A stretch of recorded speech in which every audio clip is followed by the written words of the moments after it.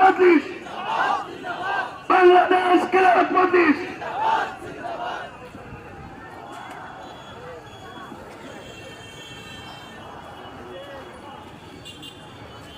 এ পর্যায়ে আপনাদের সামনে গুরুত্বপূর্ণ বক্তব্য রাখবেন জনাব হযরত মাওলানা মুফতি মনসুরুর রহমান সাহেব, সংগ্রামী সভাপতি খানজান আলী থানা শাখা ও সহসভাপতি খুলনা মহানগর।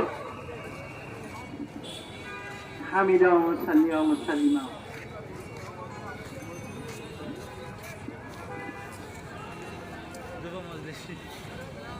প্রিয় তৌহিদি জনতা, দীর্ঘদিন যাবৎ ঘরে বসে থাকার মতো বসেছিলাম।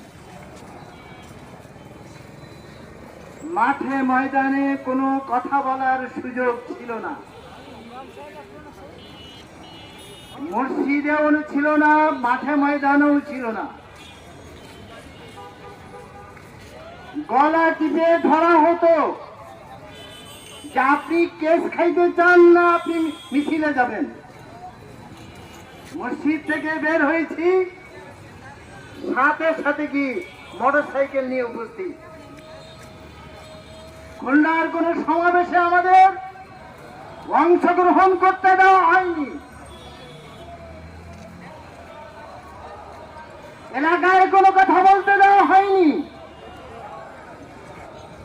যখনই কোরআন ও হাদিসের কথা উলামায়ে কেরামের পক্ষ থেকে আলোচনা করা হয়েছে, তখনই আমাদেরকে হয় জঙ্গিবাদ, মৌলবাদ অথবা রাজাকার এই সমস্ত বলি আওড়ে আমাদেরকে কোনো কথা বলতে দেওয়া হয়নি। সর্বপ্রথম ওই মহান রব্বুল আলামিনের দরবারে অসংখ্য শুকরিয়া আদায় করি, এই জুলাই গণ আন্দোলনের মাধ্যমে এটা মহান আল্লাহ তাআলার পক্ষ থেকে আমাদের উপরে রহমত এসেছে।